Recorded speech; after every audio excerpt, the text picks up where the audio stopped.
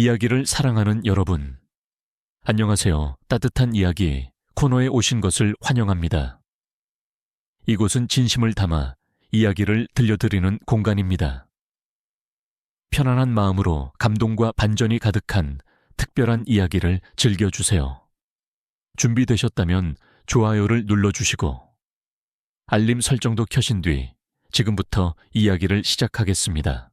늦가을의 차가운 바람이 문풍지를 스치며 마치 누군가의 깊은 한숨처럼 구슬픈 소리를 내었다.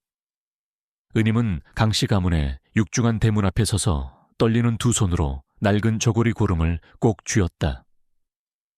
눈앞에 솟아있는 검은 기와집은 하늘을 찌를 듯한 기세로 위압감을 풍기며 서 있었고 그 고요함은 마치 산 전체를 집어삼킬 듯 무거웠다.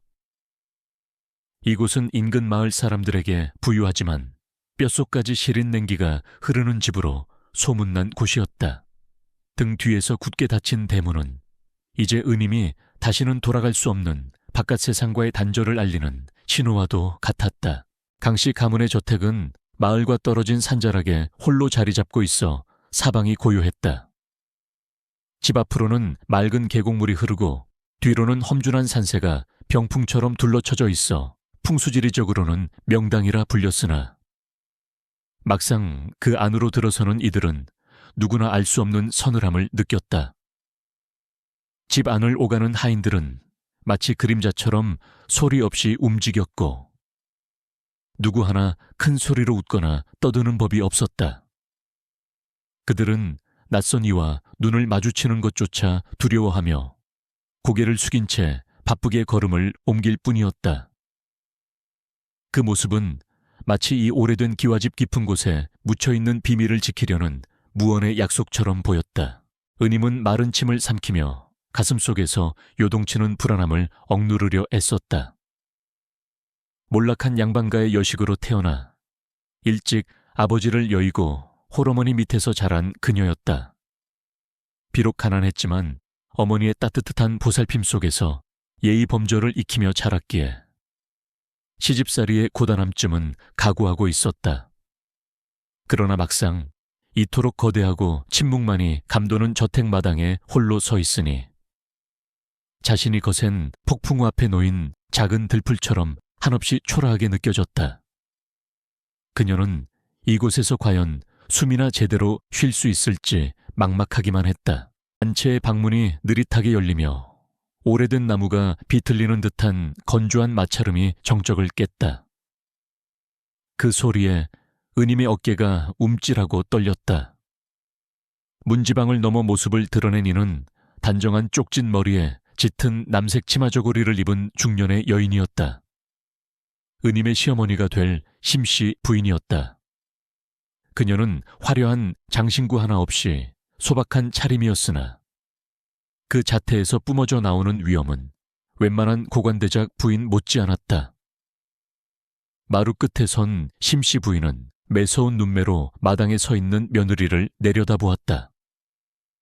그 눈빛에는 반가움이나 따스함은 티끌만큼도 찾아볼 수 없었고 오직 차가운 탐색만이 담겨 있었다. 은임은 얼른 차가운 박석바닥에 무릎을 꿇고 엎드려 절을 올렸다. 이마가 차가운 돌바닥에 닿자 온몸으로 냉기가 전해져 왔다. 떨리는 목소리로 문안 인사를 올렸지만 돌아오는 것은 숨막히는 침묵뿐이었다. 심씨 부인의 시선이 은임의 정수리부터 발끝까지 훑어내리는 것이 고스란히 느껴졌다. 그것은 사람을 평가하는 눈빛이 아니라 마치 물건의 흠집을 찾아내려는 듯한 날카로움이었다.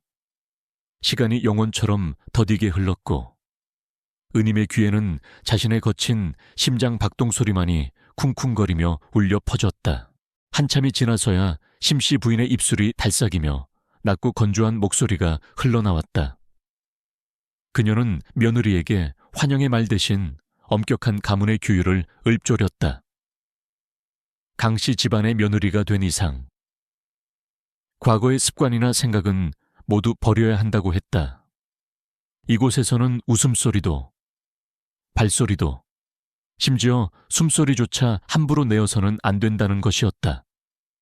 그녀가 원하는 며느리는 꽃처럼 화사한 여인이 아니라 가문의 명예를 위해 묵묵히 희생하고 인내할 줄 아는 단단한 돌 같은 여인이라고 했다. 그 말 한마디 한마디가 은임의 가슴에 무거운 돌덩이처럼 얹혔다. 은임은 고개를 조아리며 알겠노라고 대답할 수밖에 없었다. 감히 고개를 들어 시어머니의 얼굴을 정면으로 바라볼 용기조차 나지 않았다. 늙은 행란 검엄의 안내를 받아 건너편 행랑채의 작은 방으로 향하는 은임의 발걸음은 청은망은 무거웠다. 방은 깨끗하게 정돈되어 있었지만 오래된 나무 냄새와 눅눅한 공기가 배어있어 새우산하기 짝이 없었다. 은임은 짐꾸러미를 내려놓고 휑한 방 한가운데 주저앉았다. 손바닥으로 거친 방바닥을 쓸어보며 그녀는 이곳에서 견뎌야 할 긴 세월을 가늠해보려 했지만 눈앞이 캄캄할 뿐이었다. 그날 밤 은임은 낯선 잠자리에 누워 쉽게 잠들지 못했다. 창호지 문 너머로 들려오는 바람소리는 마치 누군가가 밖에서 서성이는 듯한 착각을 불러일으켰다. 낮에 보았던 심씨 부인의 차가운 눈빛이 자꾸만 눈앞에 어른거려 가슴이 답답했다. 고향에 두고 온 어머니 생각에 눈시울이 붉어졌다. 비록 끼니를 걱정해야 할 만큼 가난한 초가집이었지만 그곳에는 웃음이 있었고 서로를 위하는 온기가 있었다. 하지만 이 으리으리한 기와집에서는 화려한 겉모습 속에 감춰진 냉혹한 규율만이 자신을 옥죄어 오는 것 같았다. 다음 날 새벽, 닭이 울기도 전에 은임은 잠자리에서 일어났다. 찬물로 세수를 하고 옷매무새를 단정히 한 뒤 부엌으로 향했다. 며느리로서의 첫 일과가 시작된 것이다. 아궁이에 불을 지피고 밥을 짓는 손길이 분주했지만 등 뒤에는 언제나 심씨 부인의 시선이 꽂혀 있는 듯했다.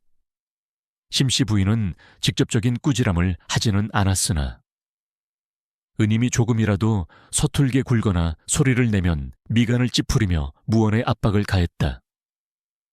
그 숨막히는 공기 속에서 은임은 마치 살얼음판을 걷는 듯 조심스럽게 움직여야 했다. 은임의 남편인 강선비는 단정한 용모에 학식이 깊은 청년이었다. 그는 강씨 가문의 유일한 희망이자 대를 이을 독자로서 온 집안의 기대를 한 몸에 받고 있었다. 그는 아내인 은임에게 예의 바르고 온화하게 대했지만 두 사람 사이에는 보이지 않는 벽이 존재하는 듯했다. 강선비는 하루 종일 사랑채에 틀어박혀 글 읽기에만 몰두했고 어머니인 심씨 부인 앞에서는 고양이 앞의 쥐처럼 지나치게 공손하고 위축된 모습을 보였다. 강선비 역시 어머니의 엄격함을 누구보다 잘 알고 있었다. 아내가 겪고 있는 고충을 모르는 바가 아니었으나 효를 중시하는 조선의 사대부로서 어머니의 뜻을 거스르는 것은 상상조차 할 수 없는 일이었다. 가끔 마당에서 힘겹게 일하는 은임의 모습을 먼발치에서 바라볼 때면 그의 눈빛에 안타까움이 스치곤 했다. 하지만 그는 책장을 넘기는 손길에 힘을 주며 마음을 다잡을 뿐이었다. 자신이 과거에 급제하여 출세하는 것만이 어머니를 기쁘게 하고 나아가 아내를 이 숨막히는 굴레에서 조금이나마 편안하게 해줄 수 있는 유일한 길이라고 믿었기 때문이다. 과거 시험 날짜가 다가오면서 집안의 긴장감은 최고조에 달했다. 강선비는 한양으로 떠날 채비를 서둘렀고 은임은 남편의 뒷바라지를 위해 밤낮없이 움직였다. 밤이 깊도록 사랑채의 불빛은 꺼질 줄 몰랐고 은임은 그 곁을 지키며 먹을 갈고 차를 다렸다. 이별의 시간이 다가오고 있다는 사실이 은임의 마음을 무겁게 짓눌렀다. 남편이 떠나고 나면 이 넓고 차가운 집에서 오롯이 시어머니와 단둘이 남게 될 것이라는 두려움이 엄습해 왔기 때문이다. 떠나기 전날 밤, 강선비는 은임의 거칠어진 손을 조심스럽게 잡았다. 그의 목소리는 평소보다 낮고 떨리고 있었다. 그는 아내에게 미안하다는 말 대신 부디 건강을 챙기고 어머니를 잘 모셔달라는 당부의 말을 남겼다. 꼭 급제하여 금유환향하겠다는 약속은 은임에게 희망인 동시에 무거운 족쇄와도 같았다. 은임은 흐르는 눈물을 삼키며 고개를 끄덕였다. 남편의 따뜻한 손길이 잠시나마 얼어붙은 마음을 녹여주었지만 곧 닥쳐올 이별의 현실 앞에서는 그 온기마저 서글프게 느껴졌다. 이른 새벽, 짙은 안개가 마을을 휘감고 있었다. 강선비는 괴나리 보찜을 메고 갓끈을 단단히 묶은 뒤 사당과 어머니에게 하직 인사를 올렸다. 마루에 앉은 심씨 부인은 여전히 굳은 표정이었지만 옷고름을 꽉 쥐고 있는 손마디가 하얗게 질려 있었다. 그녀는 아들에게 집안의 명예를 드높이라는 엄한 당부를 내렸지만 떨리는 목소리 끝에서 아들을 떠나보내는 어미의 불안함이 묻어났다. 강선비는 큰절을 올리고 결연한 표정으로 대문을 나섰다. 은임은 동구 밖까지 남편을 배웅했다. 찬바람이 옷깃을 파고들었지만 추위를 느낄 겨를도 없었다. 안개 속으로 멀어지는 남편의 뒷모습이 시야에서 완전히 사라질 때까지 그녀는 자리를 뜨지 못했다. 이제 정말 혼자였다. 의지할 곳 하나 없는 적막한 성 안에서 그녀는 홀로 거친 파도를 견뎌내야만 했다. 은임은 입술을 깨물며 눈물을 참았다. 약해져서는 안 된다고. 반드시 살아남아 남편을 다시 맞이하겠노라고 스스로 다짐했다. 무거운 발걸음으로 집에 돌아오자 마당에는 이미 심씨 부인이 회초리를 든 채 서 있었다. 아들이 떠나자마자 그녀의 태도는 더욱더 엄격하고 냉랭하게 변해 있었다. 그녀는 은임에게 빈틈을 보이지 말 것을 경고하며 전보다 훨씬 많은 양의 가사 노동을 지시했다. 빨래와 청소는 기본이었고 곳간 정리와 장독대 관리까지 모든 굳은 일이 은임의 몫이 되었다. 은임은 아무런 대꾸도 하지 못한 채 묵묵히 고개를 숙였다. 이것은 단순한 시집살이가 아니라 견뎌내야만 하는 수행의 시작임을 직감했다. 오늘 들려드릴 이야기는 순수한 창작물로 오직 오락과 감상을 위한 내용이며 실제 인물이나 사건과는 전혀 관련이 없음을 알려드립니다. 강선비가 떠난 뒤 강씨 가문의 저택에는 이전보다 더 깊고 무거운 침묵이 내려앉았다. 남편의 부재는 곧 은임에게 있어 유일한 방패막이 사라졌음을 의미했다. 사랑채의 불이 꺼지고 주인을 잃은 방에는 싸늘한 냉기만이 감돌았지만 안채의 공기는 오히려 더 숨막히게 팽팽해졌다. 심씨 부인은 아들을 떠나보낸 허전함을 며느리를 향한 집요한 감시와 통제로 채우려는 듯했다. 그녀는 마치 그림자처럼 집안 곳곳에 존재하며 은임의 일거수일투족을 소리 없이 지켜보았다. 그 시선은 보이지 않는 감옥의 창살이 되어 은임을 옥죄어왔다. 심씨 부인의 괴롭힘은 요란한 고성이나 직접적인 매질이 아니었다. 그것은 철저한 침묵과 무시, 그리고 끝이 보이지 않는 노동을 통한 정신적인 압박이었다. 그녀는 은임이 아침 문안 인사를 올릴 때조차 눈길 한번 주지 않았고 밥상이 조금이라도 마음에 들지 않으면 말없이 숟가락을 내려놓고 방으로 들어가 버렸다. 그럴 때면 은임은 죄인처럼 고개를 숙인 채 차가운 부엌 바닥에서 식은 밥덩이를 목구멍으로 넘겨야 했다. 침묵은 칼보다 더 날카롭게 은임의 자존감을 베어냈다. 새벽 닭이 울기도 전 칠흑 같은 어둠 속에서 은임의 하루는 시작되었다. 얼음장처럼 차가운 우물물을 길어 올리는 것으로 시작해 수십 개가 넘는 장독대를 닦고 마당을 쓰는 일은 오롯이 그녀의 몫이었다. 손발이 얼어터져 피가 배어 나왔지만 호호 불어 녹일 시간조차 주어지지 않았다. 심씨 부인은 먼지 하나 없는 마루를 다시 닦으라고 명하거나 이미 깨끗한 녹그릇을 광이 날 때까지 문지르라고 지시했다. 그것은 집안일이라기보다는 차라리 고행에 가까웠다. 어느 날 오후, 은임은 산더미처럼 쌓인 녹그릇을 닦고 있었다. 기와집 대청마루에 앉아 집화 잿물을 묻혀 그릇을 문지르는 소리만이 적막한 집안을 울렸다. 팔이 떨어져 나갈 듯 아팠고 손가락 마디마디가 쑤셔왔지만 멈출 수 없었다. 심씨 부인은 대청마루 안쪽 의자에 꼿꼿이 앉아 서책을 읽고 있었는데 책장을 넘기는 소리가 들릴 때마다 은임의 심장은 덜컥 내려앉았다. 시어머니는 가끔 고개를 들어 며느리의 굽은 등을 바라보았는데 그 눈빛에는 기이할 정도의 냉담함과 더불어 알 수 없는 초조함이 서려 있었다. 은임은 녹그릇에 비친 자신의 얼굴을 보았다. 시집 올 때에 생기 있던 모습은 온데간데 없고 퀭한 눈과 거칠어진 피부를 가진 낯선 여인이 그곳에 있었다. 문득 억울함이 파도처럼 밀려왔다. 자신이 도대체 무슨 큰 죄를 지었기에 이런 대우를 받아야 하는지 이해할 수 없었다. 가난하지만 귀하게 자란 딸이었다. 남편을 뒷바라지하고 시어머니를 봉양하는 것이 도리라 배웠지만 이것은 도리를 넘어선 가혹함이었다.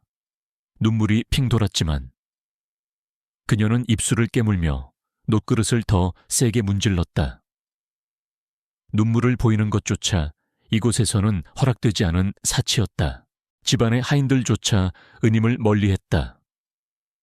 그들은 심씨 부인의 눈치를 보느라 며느리에게 말 한마디 건네는 것을 꺼렸다.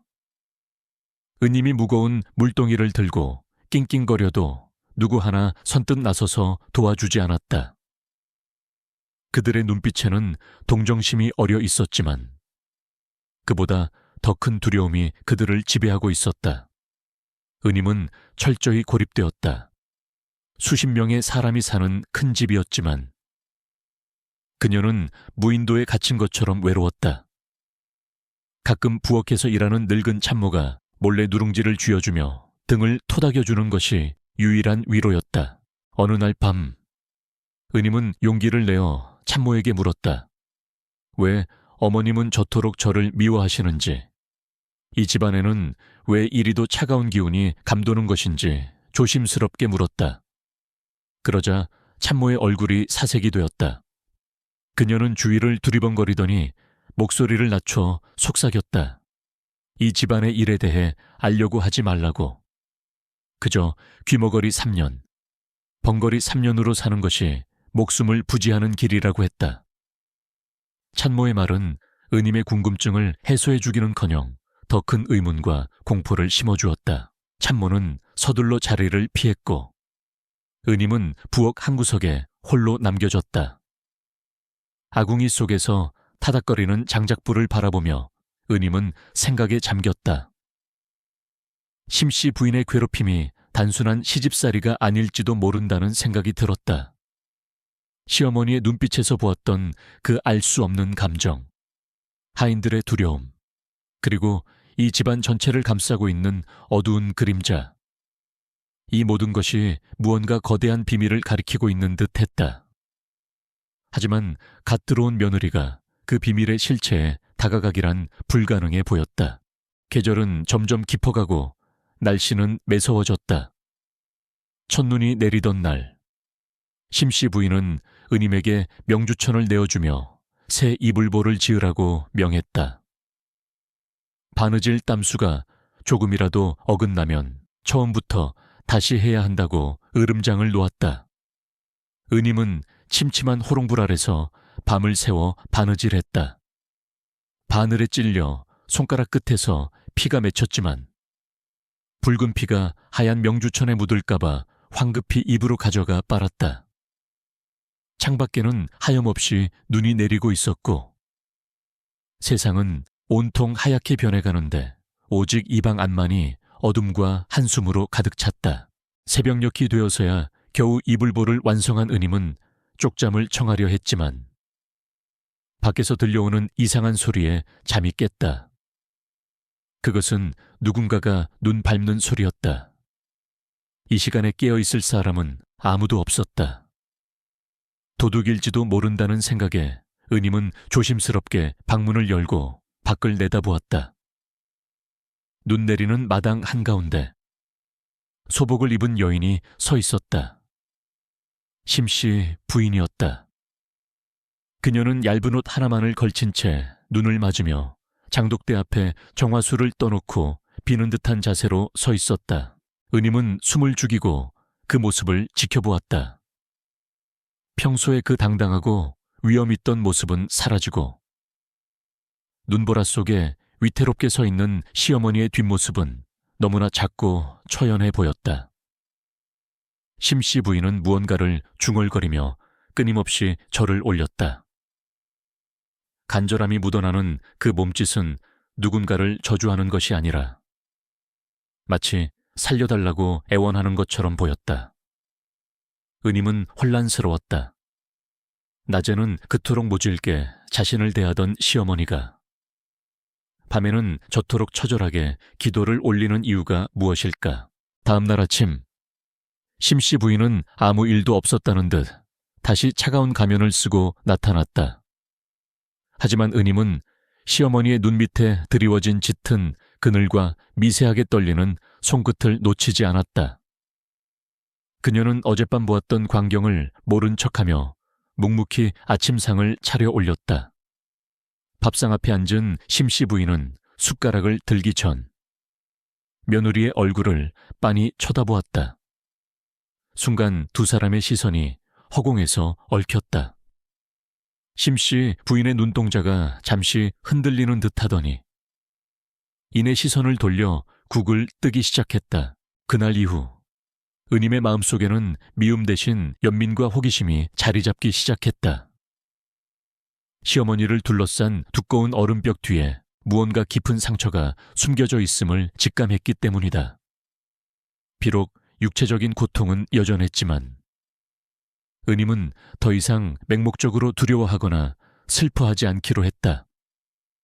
이 차가운 집안에서 살아남기 위해서는, 그리고 남편이 돌아올 때까지 버티기 위해서는 이 집안의 침묵 속에 숨겨진 진실을 알아내야만 할 것 같았다. 며칠 뒤 마을에 장이 서는 날이었다.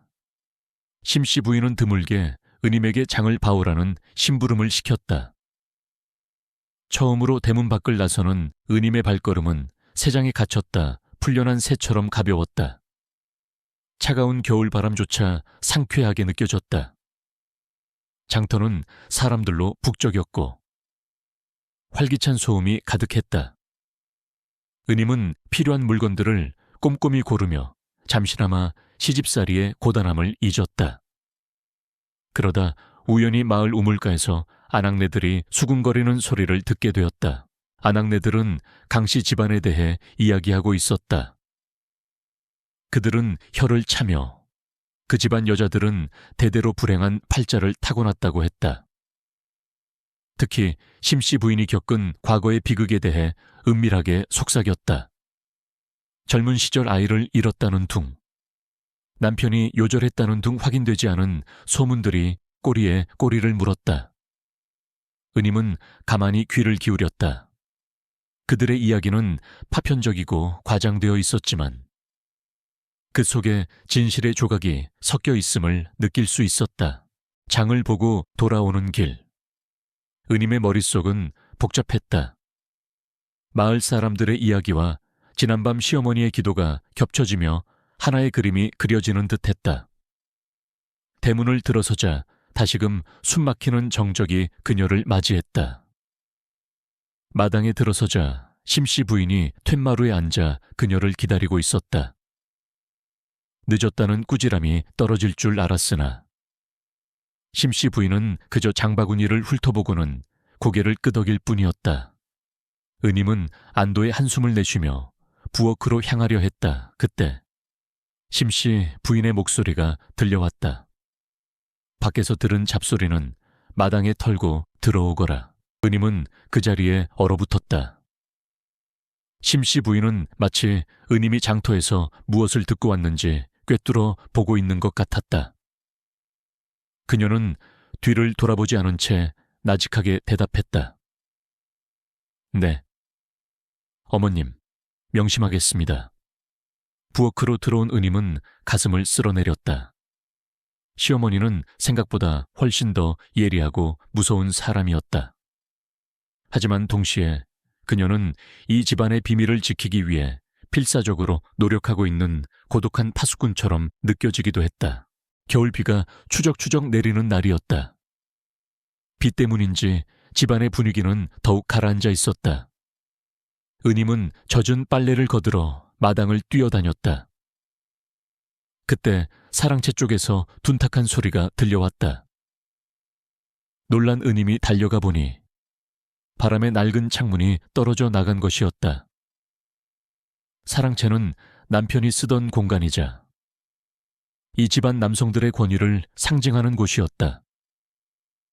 은임은 비를 맞으며 떨어진 문짝을 들어 올리려 했지만 물먹은 나무는 너무나 무거웠다. 그때 심씨 부인이 우산을 쓰고 나타났다.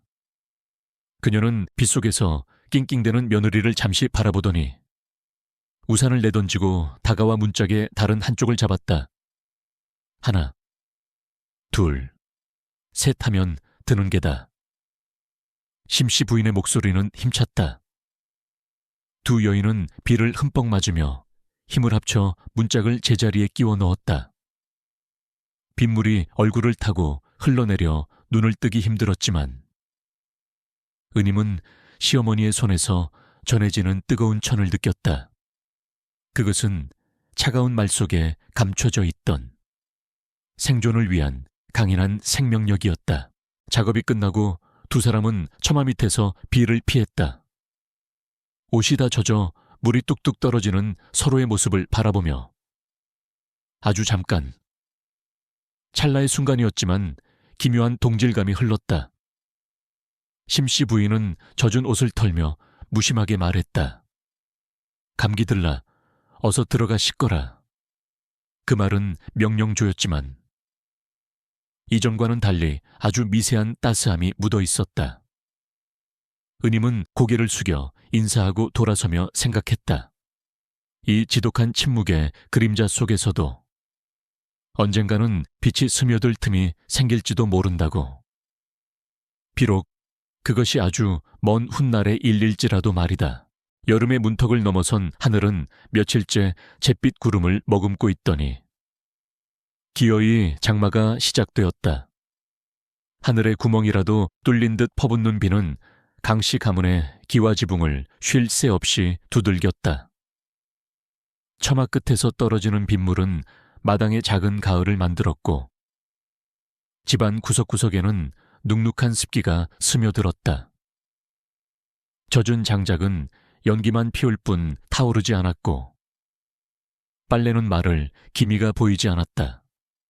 끈적거리는 공기와 끊임없이 들려오는 빗소리는 사람의 마음마저 물먹은 솜처럼 무겁게 가라앉혔다. 은임에게 장마철은 혹독한 시련의 계절이었다. 비가 온다고 해서 일이 줄어드는 법은 없었다. 오히려 눅눅해진 집안을 관리하느라 손이 더 많이 갔다. 곰팡이가 슬지 않도록 안방의 가구를 닦고 젖은 아궁이 앞에서 눈물 콧물을 쏟으며 불씨를 살려야 했다. 덥고 습한 날씨 탓에 옷은 늘 땀과 비에 젖어 있었고 잠시라도 쉴라치면 온몸의 관절이 쑤셔왔다. 하지만 은임은 앓는 소리 한 번 내지 않았다. 빗소리에 묻혀 자신의 한숨소리가 들리지 않는 것이 그나마 다행이라 여길 뿐이었다. 비가 억수같이 쏟아지던 어느 날 밤이었다. 천둥소리가 멀리서 우르릉거리며 밤의 정적을 위협하고 있었다. 고된 노동에 지쳐 쪽잠에 들었던 은임은 목이 말라 잠에서 깼다. 방문을 열자찬 비바람이 얼굴을 때렸다. 부엌으로 가물 한 사발을 들이켜고 다시 방으로 돌아오던 길. 은임의 발걸음이 우뚝 멈췄다. 빗소리 사이로 기이한 소리가 섞여 들려왔기 때문이었다. 그것은 바람 소리도 짐승의 울음소리도 아니었다. 사람의 소리. 그것도 아주 깊은 곳에서 터져 나오는 억눌린 울음소리였다. 소리의 진원지는 안채 깊숙한 곳에 있는 사당 쪽이었다. 평소 심씨 부인이 누구의 출입도 금지했던 금기의 공간이었다. 호기심과 두려움이 동시에 일었지만 은임은 홀린 듯 그쪽으로 발걸음을 옮겼다. 어둠 속에서 희미한 불빛이 새어나오고 있었다. 사당문 앞에 다다르자 울음소리는 더욱 선명해졌다. 그것은 단순히 슬퍼서 우는 소리가 아니었다. 가슴을 쥐어뜯으며 토해내는 뼈에 사무친한 H&E 서린 통곡이었다. 아가, 내 불쌍한 아가들아. 은임은 숨을 멈췄다. 그 목소리의 주인은 다름 아닌 심씨 부인이었다. 낮에는 바늘로 찔러도 피 한 방울 나올 것 같지 않던 냉혈한 시어머니가 밤이 되자 죽은 자들의 위파의 앞에서 무너져 내리고 있었다. 은임은 문틈으로 안을 엿보았다. 촛불 아래 심씨 부인이 엎드려 있었다. 흐트러진 머리, 촛농처럼 흘러내리는 눈물, 바닥을 치며 오열하는 모습은 은임이 알던 시어머니가 아니었다. 그녀는 마치 세상의 모든 고통을 혼자 짊어진 죄인처럼 보였다. 은임은 그 자리에서 도망치듯 물러나 방으로 돌아왔다. 심장이 거칠게 뛰었다. 시어머니의 절규가 유퀴께 맴돌아 다시 잠을 청할 수 없었다. 내 불쌍한 아가들이라니, 남편 강선비 외에 다른 자식이 있었단 말인가. 마을 사람들이 수군대던 소문이 뇌리를 스쳤다. 심씨 부인이 젊은 시절 겪었다던 비극, 그리고 그 비극이 만들어낸 마음의 병. 은임은 비로소 시어머니의 차가움이 타고난 성품이 아니라 스스로를 보호하기 위해 두른갓이 돋친 갑옷일지도 모른다는 생각을 했다. 다음 날 아침, 비는 여전히 그칠 줄 몰랐다. 은임은 밤새 뒤척인 탓에 몸이 청은망은이었다. 머리가 지끈거리고 오한이 들었지만 억지로 몸을 일으켰다. 그러나 부엌에 들어서는 순간 눈앞이 핑 돌더니 바닥으로 쓰러지고 말았다. 쨍그랑. 손에 들고 있던 물바가지가 떨어지며 요란한 소리를 냈다. 놀란 참모가 달려와 은임을 부축했다. 은임의 몸은 불덩이처럼 뜨거웠다. 장마철의 습기와 과로, 그리고 심적인 부담감이 겹쳐 끝내 몸살이 난 것이었다. 은임은 방으로 옮겨져 끙끙 앓아누웠다. 정신이 혼미한 와중에도 그녀는 두려움에 떨었다. 아픈 것보다 시어머니에게 꾸지람을 듣는 것이 더 무서웠다. 게으르다고, 꾀병을 부린다고 쫓겨나면 어쩌나 하는 생각에 식은땀이 흘렀다. 아니나 다를까. 곧 방문이 열리고 심씨 부인이 들어왔다. 그녀의 표정은 여전히 싸늘했다. 이마에 맺힌 땀을 닦아주거나 걱정의 말을 건네는 일 따위는 없었다. 그녀는 팔짱을 낀 채 누워있는 며느리를 내려다보며 혀를 찼다. 정신이 해이하니 몸에 병이 드는 게다. 사내 대장부가 과거를 보러 떠났는데 집안을 건사해야 할 안사람이 고작 비 좀 맞았다고 드러눕다니. 쯧쯧. 심씨 부인의 말은 비수처럼 날카로웠다. 은임은 죄송하다는 말을 하려 입을 달싹였지만 목소리가 나오지 않았다. 눈물이 주르륵 흘러내려 베개를 적셨다. 심씨 부인은 그런 며느리를 잠시 노려보다가 횡몸을 돌려 나가버렸다. 방문이 닫히는 소리가 유난히 크게 들렸다. 은임은 이불을 머리끝까지 뒤집었었다. 몸의 열기보다 서러움이 더 뜨겁게 가슴을 태웠다. 역시 연민 따위는 가질 필요가 없는 분이라고. 어젯밤의 눈물은 그저 헛것을 본 것이라고 생각하려 애썼다. 한나절이 지났을까. 방문이 조심스럽게 열렸다. 늙은 참모가 김이 모락모락 나는 탕약한 사발을 들고 들어왔다. 쌉싸름한 한약 냄새가 방 안을 가득 채웠다. 참모는 은임의 상체를 일으켜 수며 약을 권했다. 새색시, 이거 어서 마셔. 귀한 약재를 달인 거야. 은임은 힘겹게 약사발을 받아들며 물었다. 이게 무슨 약인가요? 저는 약을 살 돈도 없는데. 찬모는 주위를 살피더니 목소리를 낮춰 속삭였다. 마님께서 지어오신 거야. 의원에게 사람을 보내 제일 좋은 약재를 써달라고 하셨다네. 은임의 눈이 휘둥그레졌다. 어머님께서요. 그럴 리가. 쉿. 마님이 알면 불호령이 떨어질 거야. 마님께서는 네가 병을 옮길까봐 주는 것이니 썩 마시고 빨리 일어나 밥값이나 하라고 전화하셨어. 하지만 내 눈은 못 속이지. 마님이 직접 약탕관 앞을 지키며 부채질까지 하셨는걸. 은임은 탕약을 내려다보았다. 검은 액체 위로 자신의 창백한 얼굴이 비쳤다. 시어머니의 독설 뒤에 숨겨진 행동이 혼란스러웠다. 병을 옮길까봐 준다는 핑계. 밥값이나 하라는 모진 말. 하지만 그 이면에는 며느리가 쓰러지는 것을 원치 않는 마음. 혹은 자신이 겪은 상실의 아픔을 다시는 겪고 싶지 않은 두려움이 깔려있는 것은 아닐까. 은임은 두 손으로 약사발을 감싸 쥐었다. 그릇을 통해 전해오는 온기가 차갑게 식어있던 손끝을 녹였다. 약은 썼다. 혀가 아릴 정도로 썼지만 목구멍을 넘어가는 순간 뱃속이 뜨끈해지며 기운이 도는 것 같았다. 은임은 약을 다 마시고 빈 그릇을 내려놓았다. 창밖의 빗소리는 여전했지만 더 이상 춥고 무섭게만 느껴지지는 않았다. 그녀는 알 수 있었다. 이 약은 단순한 치료제가 아니라 시어머니가 건네는 서투르고 투박한 화해의 손길, 아니면 적어도 공존을 위한 제스처라는 것을. 밤이 깊어지자 열이 조금씩 내리기 시작했다. 은임은 자리에 누워 천장을 바라보았다. 빗소리 사이로 어젯밤 들었던 시어머니의 통곡 소리가 다시 겹쳐 들리는 듯했다. 한 지붕 아래 두 가지의 슬픔. 은임은 문득 집안의 감도는 냉기가 단순한 미움 때문이 아님을 깨달았다. 그것은 너무 오랫동안 굳어버린 슬픔의 덩어리였다. 시어머니는 그 슬픔이 혹여나 며느리에게, 그리고 사랑하는 아들에게 전염될까봐 필사적으로 거리를 두고 있는 것일지도 몰랐다. 그날 밤 은임은 꿈을 꾸었다. 꿈속에서 그녀는 비를 맞으며 서 있는 시어머니에게 우산을 씌워주었다.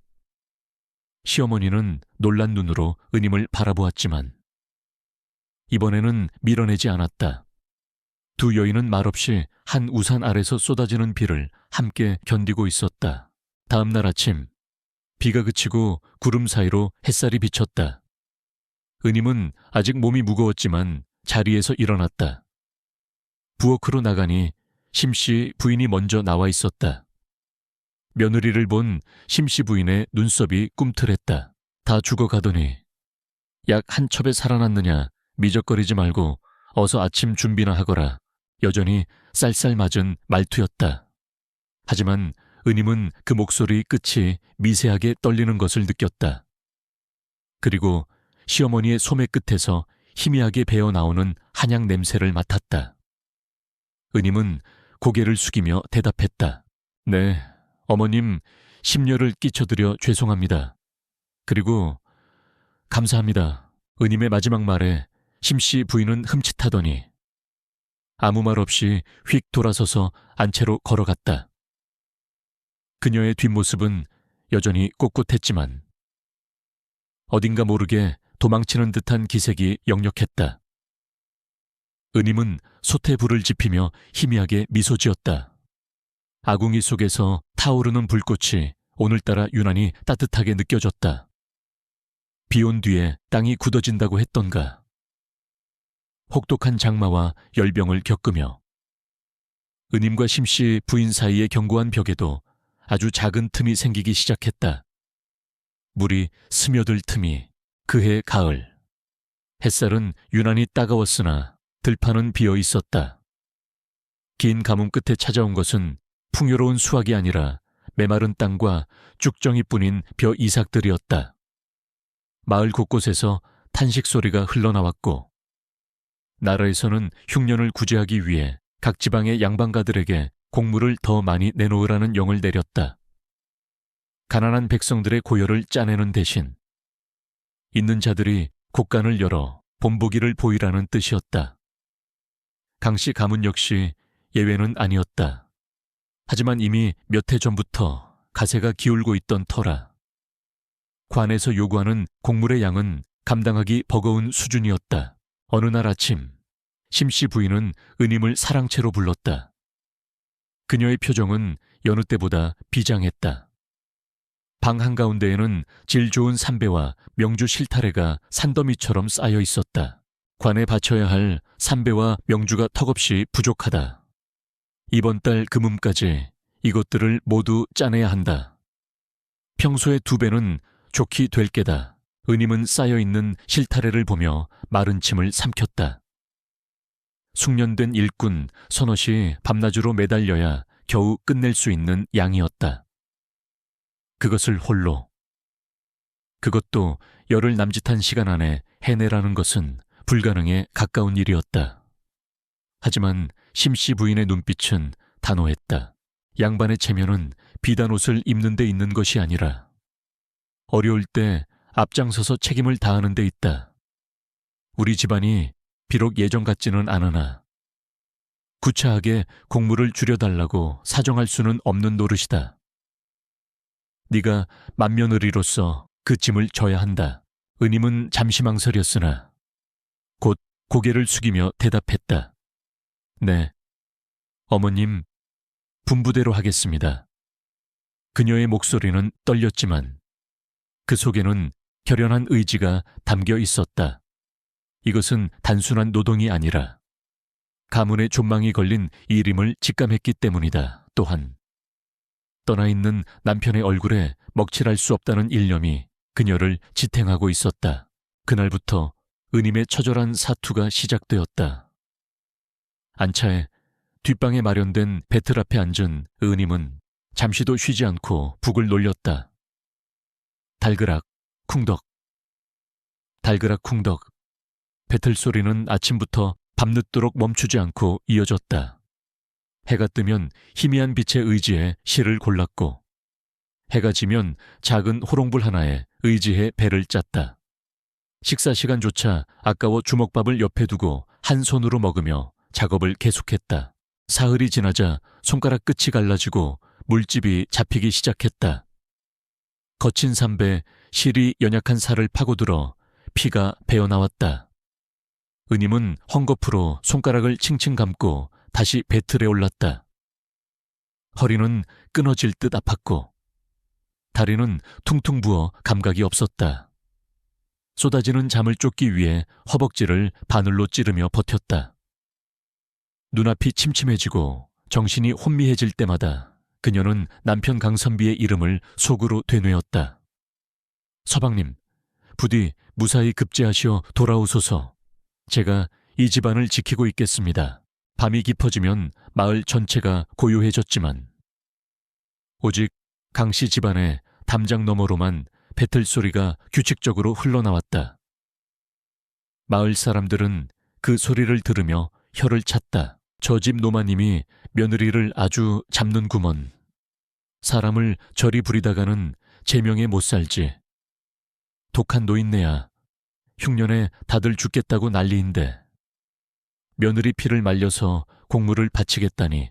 사람들의 수군거림은 심씨 부인의 귀에도 들어갔지만 그녀는 아랑곳하지 않았다.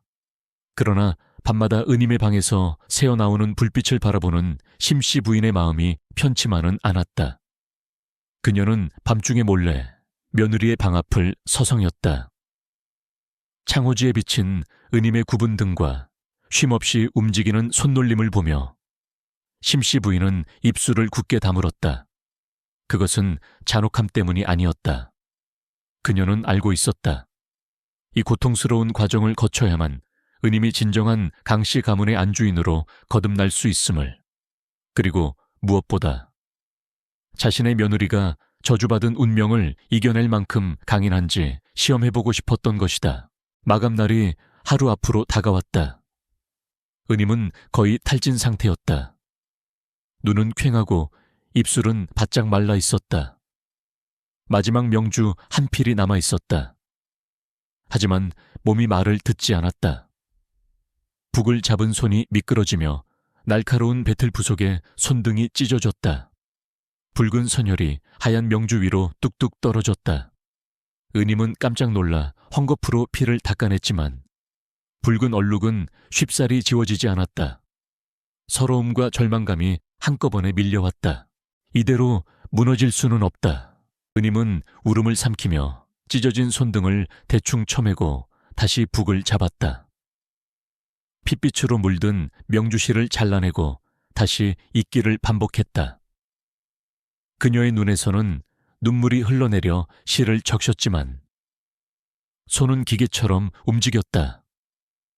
새벽 달기 우울 무렵 마침내 마지막 배를 짜내고 은임은 배틀 위에 엎드려 기절하듯 잠이 들었다.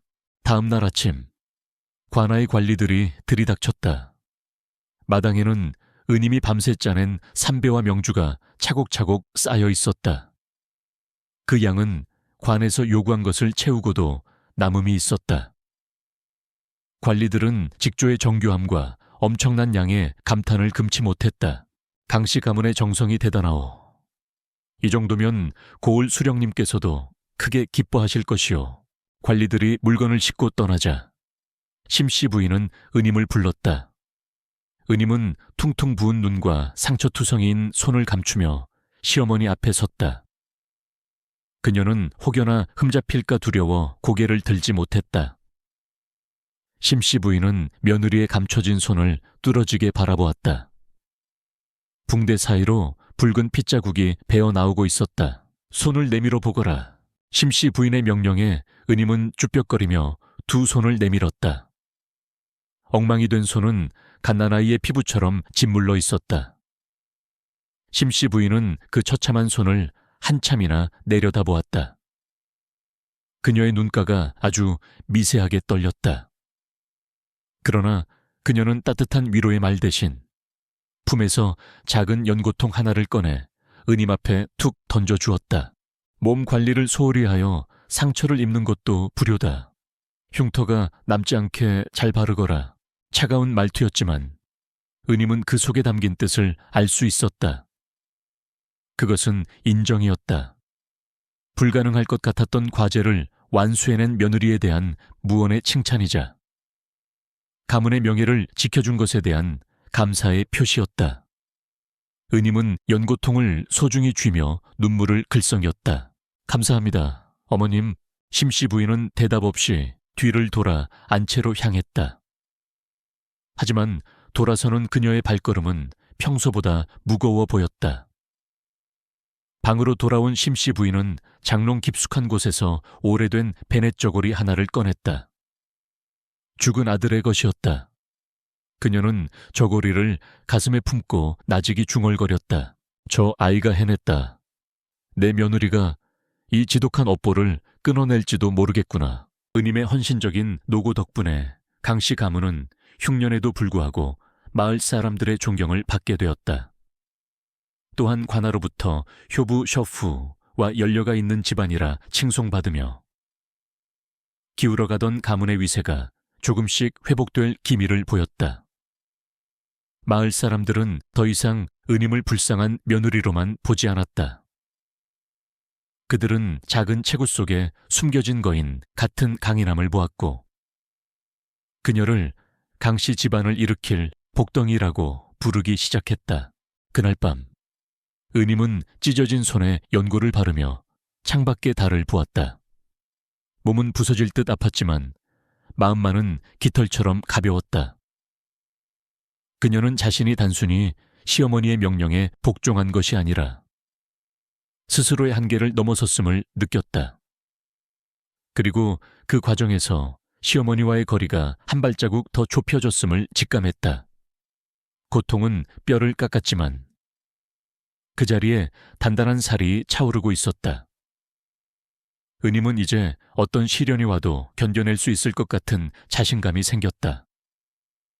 그것은 묵묵히 고통을 견뎌낸 자만이 가질 수 있는 훈장과도 같은 것이었다. 매서운 동장군이 기승을 부리던 어느 겨울날이었다. 마당의 나뭇가지들은 앙상한 뼈마디를 드러낸 채 찬바람에 떨고 있었고, 하늘은 금방이라도 눈을 쏟아낼 듯 잔뜩 찌푸려 있었다. 고요하다 못해 적막하기까지 한강씨 가문의 저택의 낯선 소리가 파동을 일으켰다. 나무아미타불 관시음보살, 규칙적으로 울리는 목탁 소리와 함께 굵직한 연불 소리가 대문 밖에서 들려왔다. 은임은 빗자루질을 멈추고 대문을 열었다. 그곳에는 낡은 회색 장삼을 걸친 노승 한 분이 서 있었다. 삿갓 아래로 드러난 노승의 얼굴은 세월의 풍파를 겪은 듯 주름이 깊었으나 눈빛만은 형형하게 빛나고 있었다. 지나가던 과객이옵니다. 목이 말라 물 한 모금 얻어 마실 수 있겠습니까? 은임은 서둘러 부엌으로 달려가 표주박에 맑은 물을 가득 담아왔다. 그리고는 찬바람을 맞으며 서 있는 노승이 안쓰러워 부엌 한 구석에 두었던 찐 고구마 2-개를 소매춤에서 꺼내 함께 건넸다. 날이 찹니다. 이거라도 드시고 기운을 차리셔요. 노승은 물을 시원하게 들이켜고는 고구마를 받아들며 은임의 얼굴을 빤히 쳐다보았다. 그의 시선이 은임의 맑은 눈동자를 거쳐 집안 깊숙한 곳을 향해 옮겨갔다. 노승의 미간이 좁혀지며 깊은 한숨이 터져 나왔다. 쯧쯧. 기운이 꼬였구나. 꼬였어. 한 지붕 아래 2 그루의 나무가 서로의 뿌리를 옥죄고 있구나. 은임은 의아한 표정으로 물었다. 스님, 그게 무슨 말씀이십니까? 노승은 지팡이로 땅을 툭툭 치며 알 수 없는 말을 이어갔다. 땅은 좁고 물은 부족한데 성질이 다른 2 큰 나무가 함께 자라려 하니 서로가 서로를 말려 죽이는 형국이로다. 하나가 잎을 피우면 하나는 시들 것이요. 하나가 살려면 다른 하나가 꺾여야 할 터인데 그때 안채에서 날카로운 호통 소리가 들려왔다. 거기서 못들 하는 개냐? 심씨 부인이었다. 그녀는 며느리가 낯선 승려와 이야기를 나누는 것을 보고 사색이 되어 달려나왔다. 심씨 부인은 노승을 보자마자 마치 귀신이라도 본 듯 몸을 부르르 떨었다. 평소의 냉철함은 온데간데 없고 두려움과 분노가 뒤섞인 격한 감정이 그녀의 얼굴을 일그러뜨렸다. 어디서 온 땡중이 감히 남의 집 앞에서 요설을 늘어놓느냐. 썩 물러가지 못할까. 심씨 부인은 하인들을 시켜 소금을 뿌리라며 고래고래 소리를 질렀다. 노승은 그런 심씨 부인을 가만히 바라보다가 의미심장한 미소를 지으며 마지막 한마디를 남겼다. 부인, 꽉 쥐고 있는 것을 놓지 않으면 결국 손바닥만 베일 것입니다. 업보는 피한다고 피할 수 있는 것이 아닙니다. 노승은 그 말을 남기고 유유히 사라졌다. 하지만 그가 남긴 파장은 엄청났다. 심씨 부인은 대문에 주저앉아 거칠게 숨을 몰아쉬었다. 그녀의 안색은 백지장처럼 하얗게 질려 있었다. 은임이 다가가 부축하려 했으나 심씨 부인은 며느리의 손을 거칠게 뿌리쳤다. 내어는 방에 들어가거라. 당장. 그날 이후 심씨 부인은 눈에 띄게 불안해했다.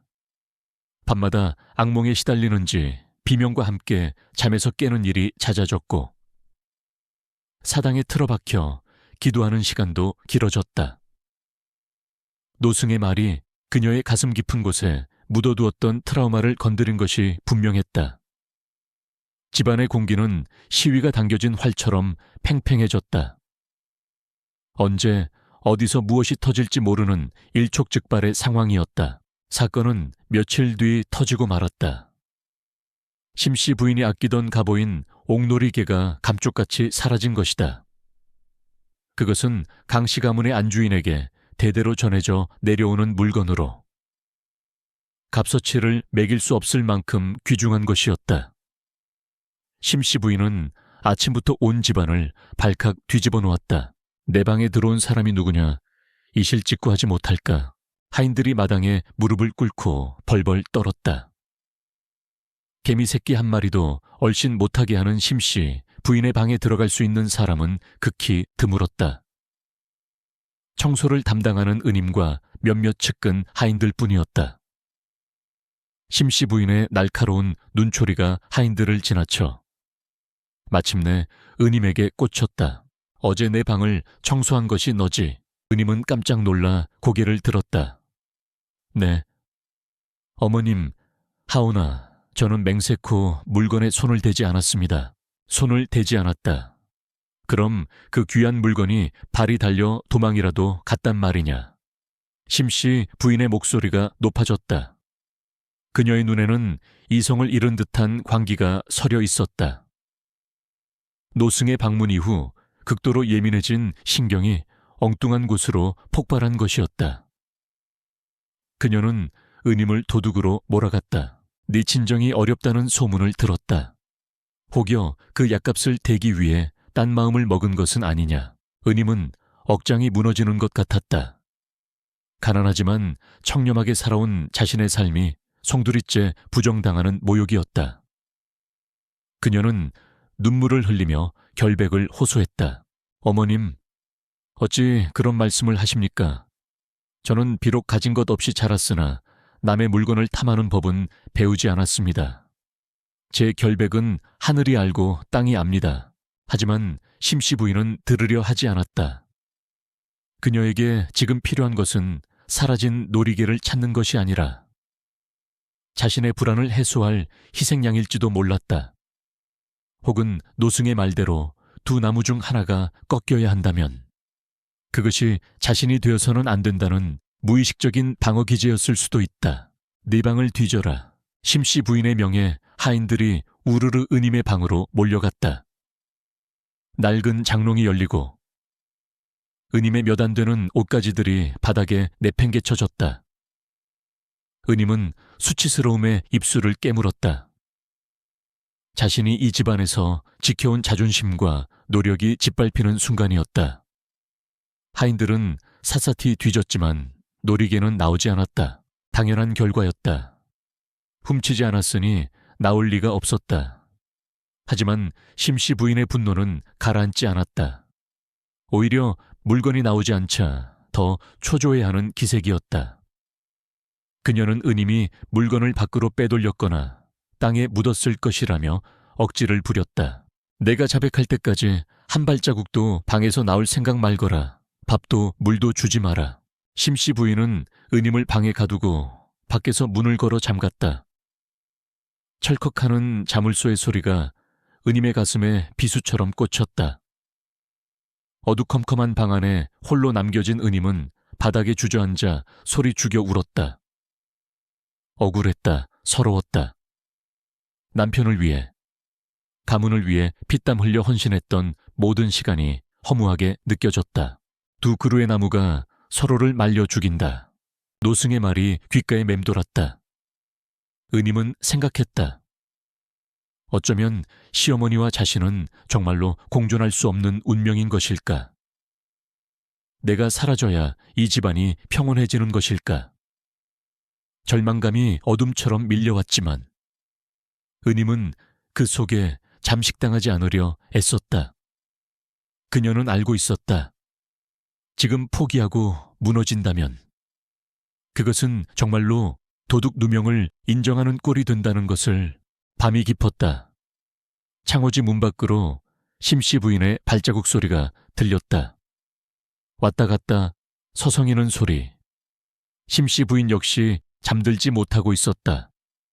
그녀는 잃어버린 놀이개 때문이 아니라 자신이 저지른 일에 대한 혼란스러움과 후회, 그리고 여전히 가시지 않는 업보에 대한 공포 때문에 괴로워하고 있었다. 방 안의 은임과 방 밖의 심씨 부인.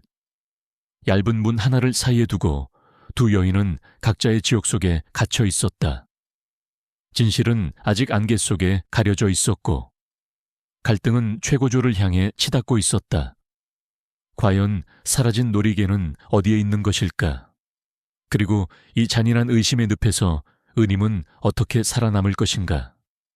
겨울바람이 문풍지를 거세게 흔들며 긴 밤의 시작을 알렸다. 살을 애는 듯한 칼바람이 마당을 휩쓸고 지나갔다.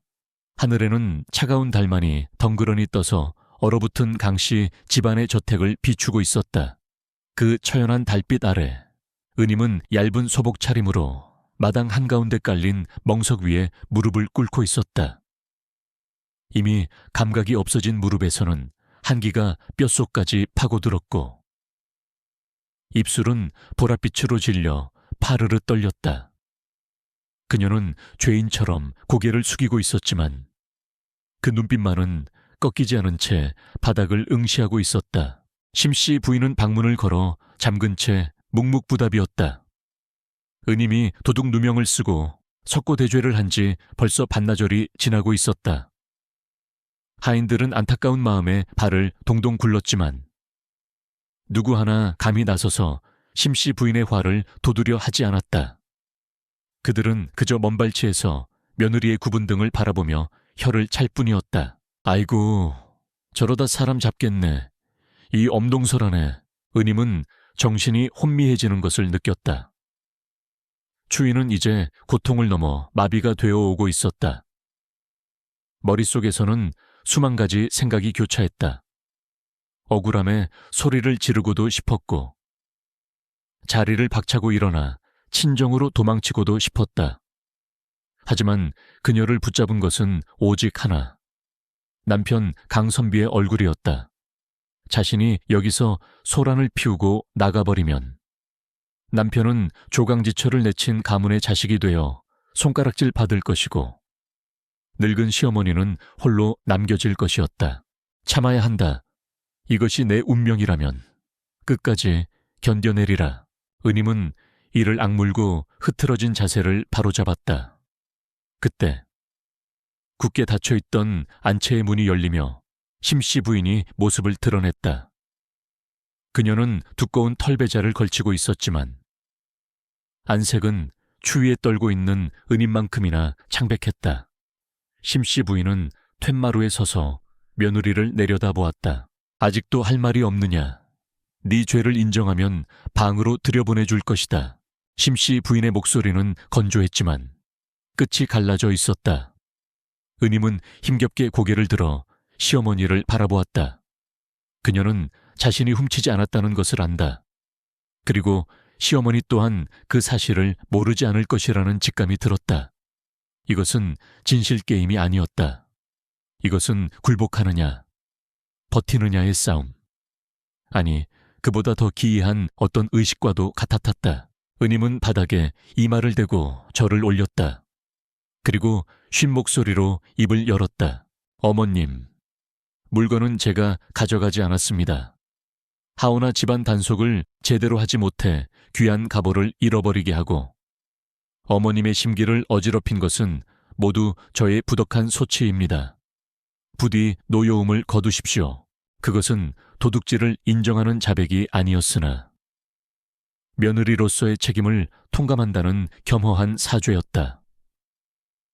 은임은 자신의 존엄을 지키면서도 시어머니의 명분을 세워주는 길을 택했다.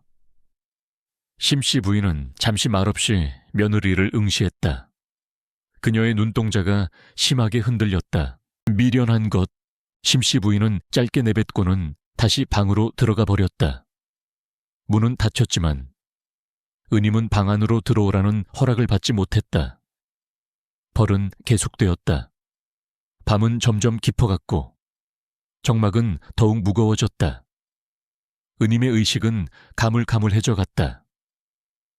마치 자신이 눈사람이 되어 서서히 녹아 없어지는 것 같은 착각이 들었다. 모두가 잠든 깊은 밤, 사방은 쥐 죽은 듯 고요했다. 은임은 거의 기절한 상태로 앉아 있었다. 그때 안채 방문에 창호지 위로 희미한 불빛이 어른거렸다. 심씨 부인이 아직 깨어있는 모양이었다. 은임은 무거운 눈꺼풀을 힘겹게 들어올렸다. 그리고 우연히 문틈 사이로 새어나오는 광경을 목격하고 말았다. 그림자였다. 촛불에 비친 심씨 부인의 그림자가 창호지에 선명하게 드리워져 있었다. 심씨 부인은 무언가를 손에 들고 있었다. 은임의 눈이 커졌다. 그것은 그토록 찾아 헤매던 옥놀이개였다. 심씨 부인은 잃어버렸다던 그 놀이개를 양손에 받쳐들고 깨끗한 천으로 정성스럽게 닦고 있었다. 은임은 자신의 눈을 의심했다. 훔쳐간 사람이 없다던 심씨 부인이 사라졌다던 물건을 손에 쥐고 있다니. 그렇다면 처음부터 잃어버린 것이 아니었단 말인가? 일부러 숨겨두고 며느리를 도둑으로 몬 것인가? 분노가 치밀어 오르려던 찰나 은임은 심씨 부인의 다음 행동을 보고 숨을 멈췄다. 심씨 부인은 놀이개를 재물상 위에 올려놓고 그 앞에 엎드려 절을 하기 시작했다. 1번, 2번, 3번. 끊임없이 절을 올리는 그녀의 모습은 경건하다 못해 처절해 보였다. 바람결에 그녀의 중얼거리는 소리가 은임의 귀에 희미하게 들려왔다. 비나이다, 비나이다. 이 집안의 모든 애구는 이 어미가 다 안고 갈 테니 제발 우리 아들은, 우리 선비는 무사하게 해 주십시오. 며느리를 미워한 죄, 사람을 의심한 죄, 거짓을 말한 죄, 그 모든 업보는 제가 받겠습니다. 그러니 제발. 심씨 부인은 울고 있었다. 그녀는 놀이개를 닦으며 자신의 눈물도 함께 닦아내고 있었다. 은임은 그제야 깨달았다. 시어머니의 기이한 행동, 그토록 모질게 굴었던 이유, 그리고 오늘의 이 터무니없는 누명까지. 이 모든 것은 심씨 부인 나름의 비틀린 모성애와 미신적인 믿음에서 비롯된 것이었다. 한 지붕 아래 두 나무가 살 수 없다면 하나를 괴롭혀서라도 다른 하나를 살리겠다. 노승의 예언을 들은 후 심씨 부인의 공포는 극에 달했던 것이다. 그녀는 며느리인 은임을 고통스럽게 만들므로써 아들에게 닥칠지 모르는 불행을 막아보려 했던 것이다. 즉, 은임은 일종의 액바디였던 셈이다. 심씨 부인은 스스로 악역을 자처하며 며느리를 제물 삼아 아들의 앞길을 닦고 있었던 것이다. 은임의 가슴 속에서 타오르던 분노의 불길이 순식간에 사그라들고 그 자리에 시리도록 차가운 슬픔이 차올랐다. 저토록 나약하고 어리석은 여인, 아들을 살리겠다는 일념 하나로 며느리를 지옥으로 몰아넣고 그 죄책감에 스스로도 지옥불에서 타오르고 있는 시어머니. 은임은 춥고 배고픈 것도 잊은 채 창호지 너머의 그림자를 하염없이 바라보았다. 어머니, 얼마나 무서우셨습니까? 얼마나 외로우셨습니까? 은임의 눈에서 뜨거운 눈물이 흘러내려 얼어붙은 뺨을 녹였다. 그것은 자신을 위한 눈물이 아니라 미신과 과거의 망령에 사로잡혀 괴물이 되어버린 한 여인을 향한 연민의 눈물이었다. 심씨 부인은 가해자였지만 동시에 지독한 운명의 피해자이기도 했다. 새벽이 밝아오고 있었다. 다구는 소리가 멀리서 들려왔다. 밤새 기도를 올리던 심씨 부인의 그림자가 사라지고 불이 꺼졌다. 은임은 더 이상 버틸 힘이 없었다. 긴장이 풀리자 온몸의 감각이 끊어지는 듯했다. 그녀의 몸이 서서히 옆으로 기울었다. 탁! 은임이 쓰러지는 소리에 안채 문이 벌컥 열렸다. 심씨 부인이 튀어나왔다. 그녀는 쓰러진 며느리를 보고 짐짓 놀란 척 소리쳤다. 사람 살려라, 며느리가 쓰러졌다. 심씨 부인의 목소리는 다급했다. 하인들이 우르르 몰려나와 은임을 업고 방으로 뛰었다. 흐릿해지는 의식 속에서 은임은 보았다. 자신을 바라보는 심씨 부인의 눈에 서려 있는 복잡한 감정을 안도감, 죄책감, 그리고 공포. 은임은 따뜻한 아랫목에 눕혀졌다. 누군가가 손발을 주무르고 따뜻한 미음을 입에 흘려넣었다. 하지만 그녀는 눈을 뜨지 않았다. 몸은 고통스러웠지만 마음은 이상하게도 고요했다. 그녀는 이제 시어머니의 비밀을 알게 되었다. 그 비밀은 두 사람 사이의 관계를 완전히 바꿔놓을 열쇠가 될 것이었다. 다시는 예전처럼 시어머니를 두려워만 하지 않으리라. 은임은 꿈속에서 다짐했다. 저 불쌍한 여인을 그릇된 믿음의 감옥에서 꺼내줄 사람은 오직 자신뿐이라고. 혹독한 겨울밤의 시련은 은임을 무너뜨리는 대신 그녀를 더 깊고 단단한 사람으로 만들어 놓았다. 겨울이 가고 봄 기운이 대지에 스며들기 시작했지만 강씨 집안의 안채에는 여전히 찬바람이 불고 있었다. 눈 덮인 마당에서 쓰러졌던 은임은 젊음과 타고난 강인함으로 며칠 만에 자리를 털고 일어났으나 정작 병석에 누운 것은 심씨 부인이었다. 평생을 철옹성처럼 단단하게 버텨왔던 그녀의 몸과 마음이 그날 밤의 처절한 의식을 끝으로 와르르 무너져 내린 것이다. 의원이 다녀갔지만 고개를 가로저을 뿐이었다. 맥이 너무 약합니다. 이것은 육신의 병이 아니라 마음속 깊은 곳에 쌓인 후오와한 HN 이 독이 되어 터진 것입니다. 마음의 짐을 내려놓지 않으면 약으로도 다스리기 힘들 것입니다. 심씨 부인은 고열에 시달리며 사경을 헤맸다. 물 한 모금 넘기지 못하고 헛소리를 중얼거리는 시어머니를 보며 하인들은 장례 준비를 해야 하는 것 아니냐며 수군거렸다. 하지만 은임은 단호했다. 그녀는 자신의 짐을 안채로 옮기고 밤낮으로 시어머니의 곁을 지키기 시작했다. 은임의 간호는 지극정성이었다.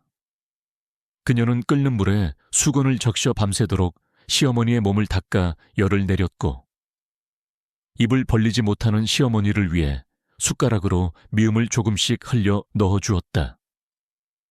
심씨 부인이 구토를 하거나 대소변을 가리지 못해도 은임은 눈살 한번 찌푸리지 않고 묵묵히 뒷수습을 했다.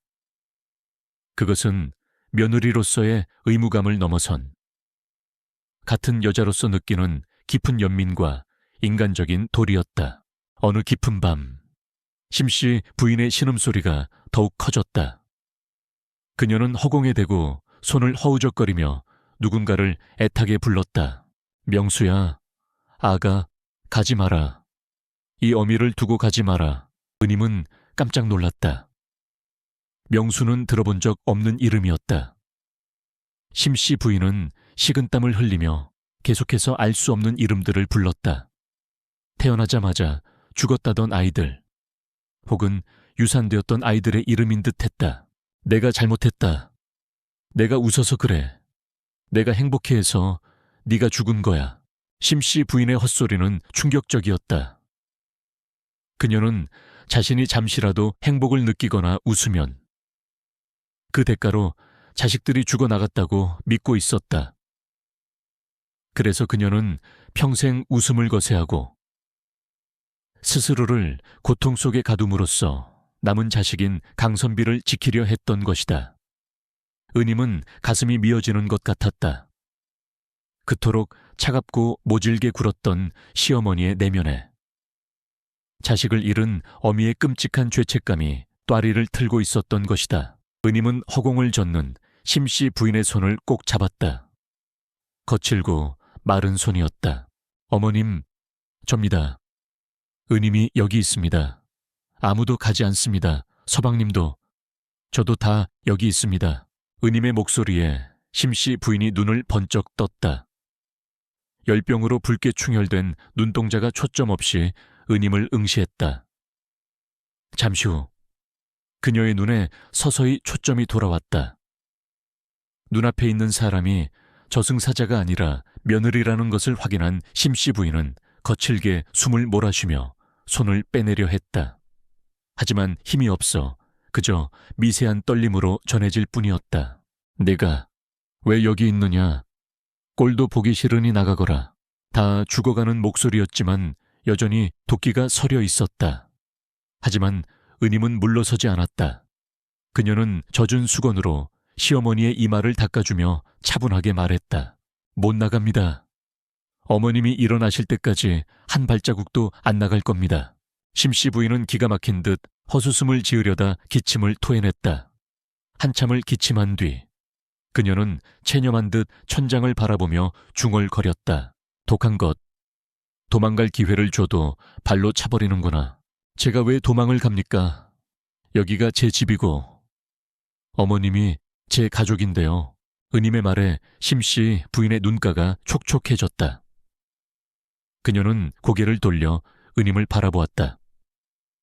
며칠 밤을 사온 탓에 며느리의 얼굴도 반쪽이 되어 있었다. 심씨 부인은 처음으로 며느리의 눈을 똑바로, 그리고 깊이 들여다보았다. 그곳에는 원망이나 두려움 대신 단단한 바위 같은 의지와 따뜻한 강물 같은 자비가 흐르고 있었다. 네오는 내가 밉지 않느냐 억울한 누명을 씌우고 엄동설 안에 밖으로 내돌리고 죽일 듯이 괴롭혔는데 미웠습니다. 죽고 싶을 만큼 힘들었습니다. 은임은 솔직하게 대답했다. 하지만 이제는 압니다. 어머님이 왜 그러셨는지. 심씨 부인의 몸이 움찔했다. 은임은 시어머니의 손을 다시 잡으며 말을 이었다. 지난밤 놀이개를 닦으며 우시는 것을 보았습니다. 어머님은 저를 미워하신 게 아니라 아끼는 사람이 생기면 또 잃을까봐, 제가 편안하면 서방님께 해가 갈까봐 두려우셨던 거지요. 정곡을 찔린 심씨 부인은 입술을 깨물었다. 참았던 눈물이 주름진 눈가 주름을 타고 흘러내렸다. 그녀의 입에서 긴 한숨과 함께 그동안 가슴속에 묻어두었던 진심이 터져 나왔다. 무서웠다. 나는 전생에 무슨 죄를 지었는지. 내가 마음을 주는 것들은 모두 내 곁을 떠났다. 남편도, 자식들도, 선비 그 아이 하나만 남았는데 그 아이마저 잃을까봐 숨도 제대로 쉴 수 없었다. 점쟁이가 그러더구나. 며느리가 들어와서 기가 세지면 아들의 기가 꺾인다고. 며느리를 눌러야 아들이 산다고. 어리석고 맹목적인 믿음이었지만 자식을 살리겠다는 어미의 처절한 몸부림이었다. 심씨 부인은 자신의 잔혹함이 실은 가장 나약한 공포에서 비롯된 것임을 고백하고 있었다. 그래서 너를 잡았다. 네가 고생을 해야 액땜이 된다고 믿었다. 그런데 너는 부러지지도 않고 도망가지도 않고 이렇게 미련하게 내 옆을 지키고 있구나. 심씨 부인은 흐느껴 울기 시작했다. 쇳소리 섞인 울음소리가 방 안을 가득 채웠다. 그것은 평생 쓰고 있던 철의 여인이라는 가면이 산산조각 나는 소리였다. 은임은 말없이 시어머니를 안아주었다. 앙상하게 마른 어깨가 며느리의 품 안에서 아이처럼 떨리고 있었다. 어머님, 이제 그런 무서운 생각은 안 하셔도 됩니다. 저는 약하지 않습니다. 어머님이 아무리 괴롭혀도 저는 끄떡없습니다. 그러니 서방님도 무사하실 겁니다. 우리 식구 모두 잘 살 수 있습니다. 은임의 단단한 목소리가 심씨 부인의 가슴을 울렸다. 그동안 혼자 짊어지고 있던 무거운 짐을 누군가가 함께 들어주는 느낌이었다. 심씨 부인은 며느리의 품에서 오랫동안 울었다. 그 눈물과 함께 해묵은 화병의 도끼도 조금씩 씻겨 내려갔다. 다음 날 아침, 기적처럼 심씨 부인의 열이 내렸다. 그녀는 여전히 기력이 없었지만 눈빛만은 맑아져 있었다. 은임이 떠다주는 미음을 받아먹으며 심씨 부인은 쑥스러운 듯 툭 한마디를 던졌다. 싱겁구나. 다음엔 간장을 좀 더 넣거라. 여전히 퉁명스러운 말투였지만 은임은 그 속에 담긴 안도감을 읽을 수 있었다. 은임은 환하게 웃으며 대답했다. 네, 어머님, 점심에는 입맛 도시는 된장죽을 끓여 올리겠습니다. 그날 오후, 심씨 부인은 은임에게 열쇠 꾸러미 하나를 건넸다. 곶간 열쇠는 아니었지만 집안의 자잘한 살림을 관리하는 장의 열쇠였다.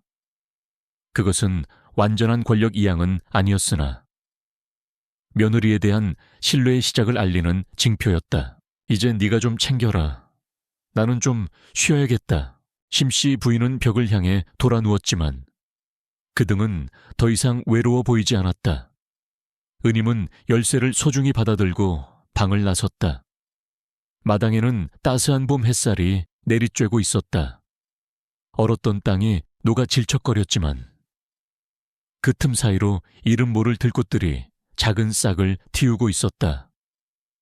은임은 깊게 숨을 들이마셨다. 공기 중에 섞인 흙내음이 향긋했다. 이제야 비로소 이 차가운 기와집에도 진정한 봄이 오고 있었다. 마당의 철쭉이 붉게 타오르는 늦봄이었다. 강씨 가문의 저택을 무겁게 짓누르던 침묵은 이제 부드러운 평온함으로 바뀌어 있었다. 심씨 부인은 더 이상 회초리를 들고 감시하는 시어머니가 아니었고 은임 또한 겁에 질려 눈치만 보는 며느리가 아니었다. 두 여인은 툇마루에 나란히 앉아 있었다. 심씨 부인은 콩을 고르고 있었고 은임은 그 곁에서 해진 옷을 깁고 있었다. 따스한 햇살이 두 사람의 어깨 위로 내려앉았다. 간간히 들려오는 새소리와 콩알이 바구니에 부딪히는 투둑 소리만이 정적을 메웠지만 그 침묵은 더 이상 숨 막히는 것이 아니라 서로의 존재를 편안하게 느끼는 공존의 언어였다. 심씨 부인이 하던 손길을 멈추고 은임의 손을 바라보았다. 바느질하는 은임의 손마디는 굵어져 있었고 지난 겨울 배를 짜다 생긴 상처 자국이 희미하게 남아있었다. 심씨 부인의 눈에 미안함이 스쳤다. 손이 많이 거칠어졌구나. 처녀 저게는 고운 손이었을 텐데. 은임은 쑥스러운 듯 손을 감추며 미소 지었다. 일하는 사람 손이 거친 것은 훈장이지요. 어머님 손에 비하면 저는 아직 멀었습니다. 심씨 부인은 자신의 투박하고 주름진 손을 내려다보았다. 세월의 풍파와 모진 노동이 만들어낸 온기 박인 손이었다. 그녀는 씁쓸한 미소를 지으며 입을 열었다. 나도 너만 할 때가 있었다. 꽃을 좋아하고 시를 읊는 것을 좋아하던 시절이. 하지만 이 집에 들어와서 모든 것이 변했지. 심씨 부인은 먼 산을 응시했다. 그녀의 눈빛이 과거의 시간 속으로 빨려 들어갔다. 그동안 굳게 닫혀있던 마음의 빗장이 풀리자 오래된 이야기들이 봇물 터지듯 흘러나왔다. 내가 처음 시집왔을 때 이 집안은 지금보다 훨씬 위세가 등등했단다. 하지만 그만큼 법도가 엄격했지. 나는 숨소리조차 크게 낼 수 없었다. 그러다 첫 아이를 가졌을 때 나는 세상을 다 얻은 것 같았다. 하지만 심씨 부인의 목소리가 떨렸다. 은임은 바느질을 멈추고 시어머니의 이야기에 귀를 기울였다. 역병이 돌았다. 마을 아이들이 추풍낙엽처럼 쓰러져 갔지. 내 처사이도 그리고 둘째도 채 피워보지도 못하고 내 품에서 차갑게 식어갔다. 사람들은 수군거렸다. 내가 팔자가 사나워 자식을 잡아먹었다고. 시부모님의 눈초리는 싸늘했고 남편마저 슬픔을 이기지 못하고 밖으로만 나돌았지. 은임은 가슴이 저릿해왔다. 자식을 잃은 어미의 심정, 그리고 그 모든 비난을 홀로 감내해야 했던 외로움이 전해져 왔기 때문이다. 그러다 늦게나마 선비를 얻었을 때 나는 맹세했다. 내 목숨을 바쳐서라도 이 아이만은 지키겠다고. 그래서 나는 독해지기로 했다. 내가 모질고 강해져야 귀신도 범접하지 못할 것이라 믿었다. 눈물을 보이면 약해질까봐 울지도 않았다. 웃으면 복이 달아날까봐 웃지도 않았지. 그렇게 나는 괴물이 되어갔다. 심씨 부인은 마른 세수를 하며 깊은 한숨을 내쉬었다. 그런데 너를 보니 꼭 옛날의 나를 보는 것 같더구나. 순하고 여린 것이. 저러다 큰일이라도 겪으면 부러질까봐 내가 먼저 너를 단련시킨답시고 그리 모질게 굴었다. 내 상처가 덧날까봐 너에게 상처를 입힌 게지. 이야기를 마친 심씨 부인의 눈에는 물기가 어려 있었다. 그것은 평생을 혼자 짊어지고 왔던 죄책감과 고독의 무게였다. 은임은 조용히 바늘을 내려놓고 심씨 부인의 거친 손을 두 손으로 감싸 쥐었다. 어머님, 얼마나 외로우셨습니까? 얼마나 무서우셨습니까? 은임의 눈에서도 눈물이 흘러내렸다. 그녀는 시어머니를 용서하는 것을 넘어 한 인간으로서 깊이 이해하게 되었다. 시어머니의 가시 돋친 말들은 사실 비명이었고 차가운 행동은 살려달라는 몸부림이었다. 두 여인은 서로의 손을 맞잡은 채 말없이 눈물을 흘렸다. 마루 위로 떨어진 눈물은 두 사람의 오랜 앙금과 상처를 씻어내고 있었다. 한참을 울고 난 뒤 두 사람의 표정은 한결 가벼워져 있었다.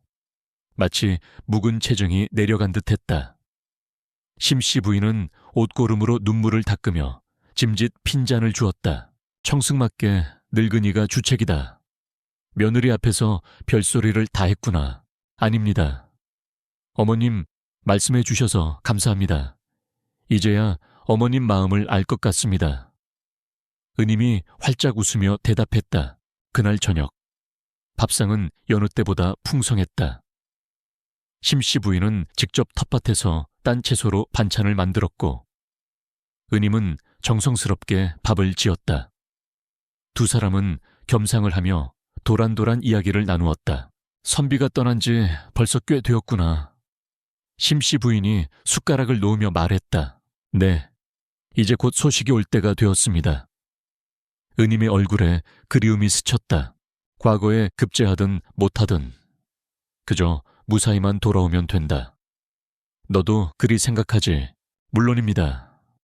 서방님이 건강하게 돌아오시는 것, 그것 말고 바라는 것은 없습니다. 심씨 부인은 고개를 끄덕였다. 예전 같았으면 가문의 영광을 위해 반드시 급제해야 한다고 호통쳤을 테지만 이제 그녀에게 중요한 것은 껍데기 같은 명예가 아니라 가족의 안위와 행복이었다. 죽음의 문턱을 다녀오고 며느리와 마음을 나누면서 그녀의 가치관도 변한 것이었다. 유누마, 안니 어머님, 고맙다. 이 못난 늙은이를 버리지 않고 지켜줘서. 네가 아니었다면 나는 여전히 지옥 속에서 살고 있었을 게다. 심씨 부인의 진심 어린 고백에 은임은 목이 메었다. 저야말로 감사합니다. 어머님 덕분에 제가 더 단단해질 수 있었습니다. 그날 밤 은임과 심씨 부인은 같은 방에서 잠을 청했다. 심씨 부인이 무섭다며 혼자 자기를 꺼려 했기 때문이다. 나란히 누운 두 사람의 숨소리가 고요한 방 안을 채웠다. 어머님, 주무십니까? 아니, 아직이다. 서방님이 오시면 우리 식구 다 같이 꼭 구경이라도 가요. 뒷산에 진달래가 참 예쁘게 피었습니다. 그래, 그러자꾸나. 도시락도 싸고 막걸리도 한 병 챙겨서 두 여인은 다가올 미래를 그리며 잠이 들었다. 꿈속에서 그들은 더 이상 서로를 찌르는 가시나무가 아니라 서로를 지탱해주는 두 그루의 나무가 되어 숲을 이루고 있었다. 같은 지붕 아래 서로 다른 고통을 안고 살아가던 두 여인. 이제 그들의 고통은 서로의 이해와 연민 속에서 녹아내려 하나의 희망이 되었다. 강씨 가문의 긴 겨울이 끝나고 진정한 의미의 봄이 찾아온 것이다. 그리고 그 봄바람을 타고 멀리서 반가운 소식이 달려오고 있었다. 여름의 열기가 대지를 뜨겁게 달구던 어느 날이었다. 마당의 늙은 느티나무 위에서 매미들이 목청껏 울어대고 있었다. 아침부터 대문 밖 느티나무 가지에 까치 한 쌍이 날아와 지저댔다. 예로부터 까치가 울면 반가운 손님이 온다고 했던가.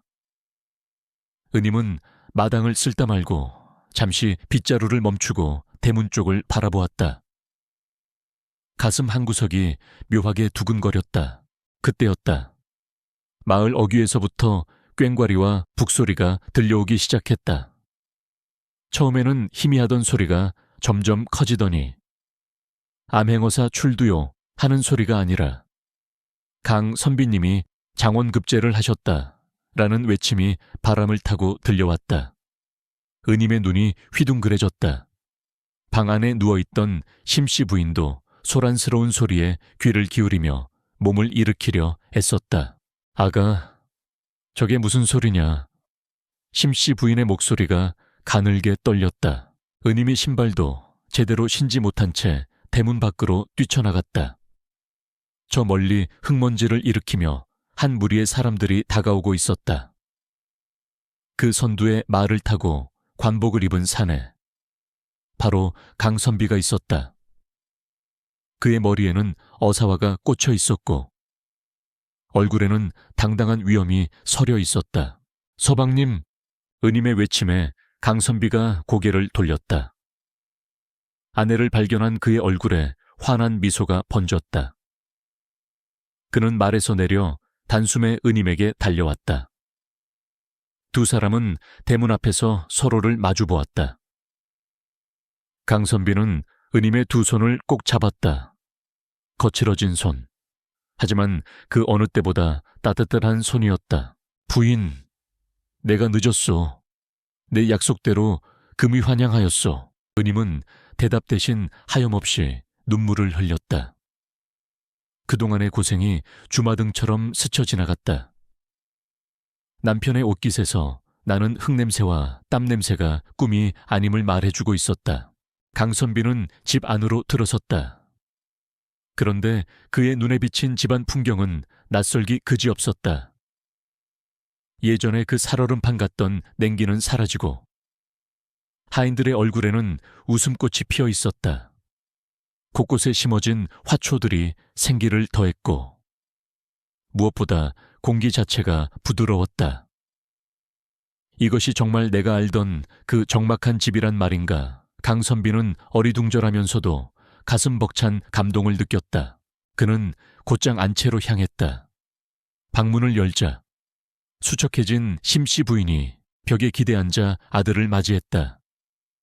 병색이 완연했지만 아들을 보는 눈빛만은 형형하게 빛나고 있었다. 아여면이 소자 돌아왔습니다.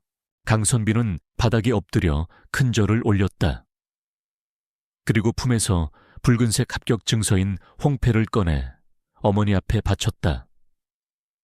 심씨 부인은 떨리는 손으로 홍패를 받아 들었다. 그녀의 손가락이 종이의 질감을 느끼며 천천히 글자들을 더듬었다. 장원, 장원이라. 심씨 부인의 눈에서 주르륵 눈물이 흘러내렸다. 평생을 짓눌러 왔던 압박감, 가문을 일으켜야 한다는 강박, 그리고 아들을 지키기 위해 감내해야 했던 고통의 시간들이 이 종이 한 장으로 보상받는 순간이었다. 장하다. 내 아들, 정말 장하다. 이제 됐다. 이제 다 이루었다. 심씨 부인은 홍패를 가슴에 품고 오열했다.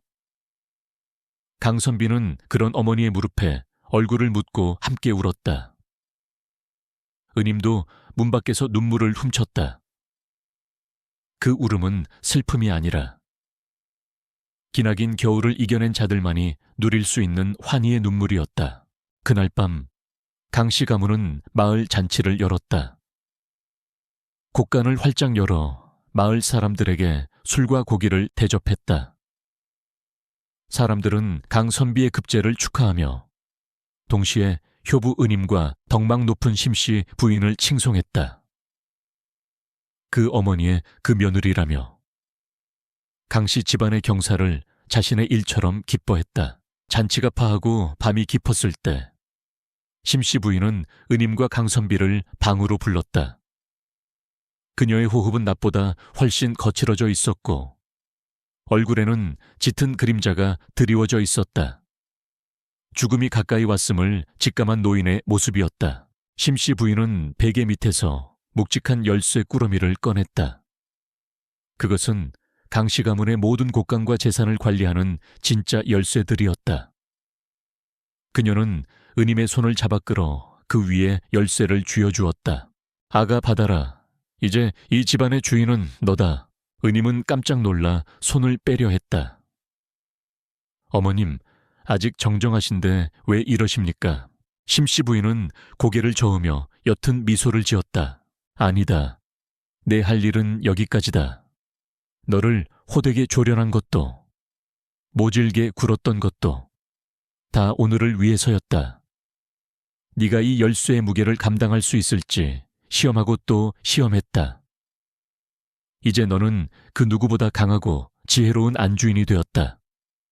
내 눈으로 똑똑히 보았으니 이제 마음 놓고 눈을 감을 수 있겠구나. 은임은 흐르는 눈물을 주체할 수 없었다. 그 차가웠던 소의 열쇠가 오늘따라 뜨겁게 느껴졌다. 그것은 권력의 상징이 아니라 시어머니가 피눈물로 지켜온 가문의 역사이자 며느리에 대한 믿음의 증표였다. 어머님, 부족한 저를 믿어주셔서 감사합니다. 어머님의 뜻을 받들어 이 집안을 잘 지키겠습니다. 서방님을 잘 보필하고 자식들을 훌륭하게 키우겠습니다. 심씨 부인은 만족스러운 표정으로 고개를 끄덕였다. 그리고 강선비를 바라보았다. 선비야, 네 처를 귀하게 여겨라. 네가 글을 읽는 동안 이 집안을 지탱한 것은 내가 아니라 저 아이다. 내 업보를 대신 짊어지고 나를 사람으로 만들어준 은인이다. 네, 어머니, 뼈에 새기겠습니다. 평생 은임을 아끼고 사랑하겠습니다. 강선비가 은임의 어깨를 감싸 안으며 맹세했다. 심씨 부인은 두 사람의 다정한 모습을 보며 편안하게 눈을 감았다. 그녀의 입가에 엷은 미소가 번졌다. 평생 그녀를 괴롭히던 불안과 공포. 자신이 행복하면 자식이 죽는다는 저주는 이제 완전히 깨어졌다. 그녀는 가장 행복한 순간에 가장 사랑하는 사람들 곁에서 죽음을 맞이하고 있었다. 이제 쉬고 싶구나. 나비가 되어 꽃밭을 날아다니고 싶어. 마지막 한마디를 남기고 심씨 부인의 고개가 스르르 옆으로 떨구어졌다. 잡고 있던 은임의 손에서 힘이 빠져나갔다. 방 안에는 정적이 감돌았다. 여묘님, 엄연히 두 사람의 통곡 소리가 밤하늘로 퍼져나갔다. 하지만 그 소리는 처절하지 않았다. 그것은 훌륭하게 한 생을 마감하고 떠나는 이에 대한 깊은 존경과 애도였다. 장례는 성대하게 치러졌다. 마을 사람들은 모두 나와 상여 뒤를 따랐다. 은임은 상복을 입고 시어머니의 마지막 가는 길을 배웅했다. 그녀는 관 위에 흰 국화꽃 한 송이를 올리며 마음속으로 작별 인사를 건넸다. 어머님, 이제 무거운 짐일랑 다 내려놓으시고 편히 가세요. 저승에서는 부디 웃고만 사세요. 여기 남은 슬픔은 제가 다 거두어 행복으로 바꾸겠습니다. 상여가 마을 어귀를 돌아 산으로 향할 때 하얀 나비 한 마리가 날아와 은임의 어깨에 잠시 앉았다가 하늘 높이 날아갔다. 은임은 눈부신 햇살 아래 멀어지는 나비를 보며 눈물을 닦았다. 그녀의 눈빛은 더 이상 여린 새색시의 것이 아니었다. 한 가문을 책임질 굳건한 여장부의 눈빛이었다. 강선비는 아내의 곁에 서서 조용히 손을 잡았다.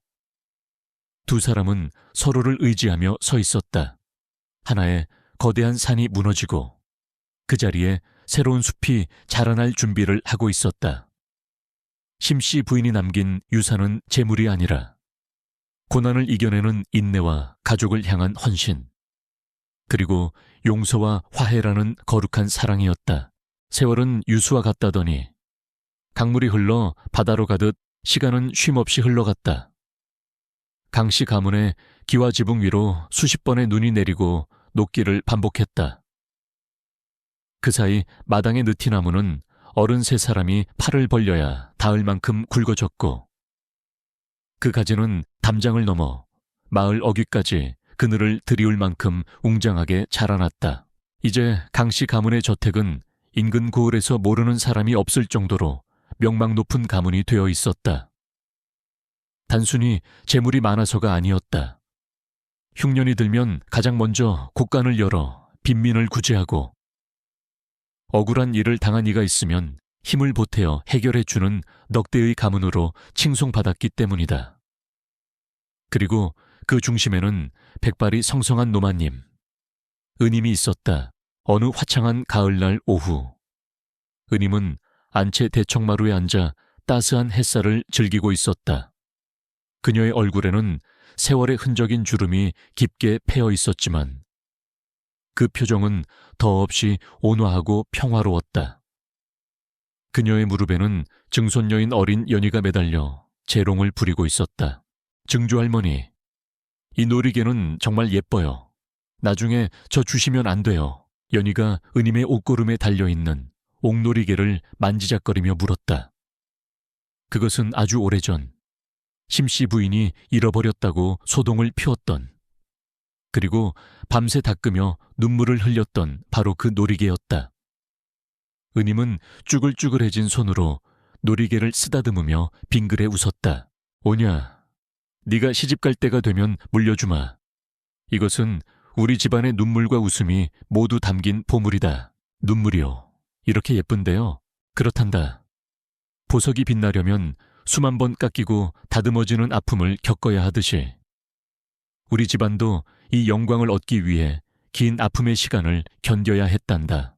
은임은 먼 산을 바라보았다. 그녀의 눈동자 속에 지난날의 기억들이 파노라마처럼 스쳐 지나갔다. 매서운 시집살이, 차가운 멍석 위에서의 밤, 피 묻은 배틀, 그리고 시어머니와의 화해.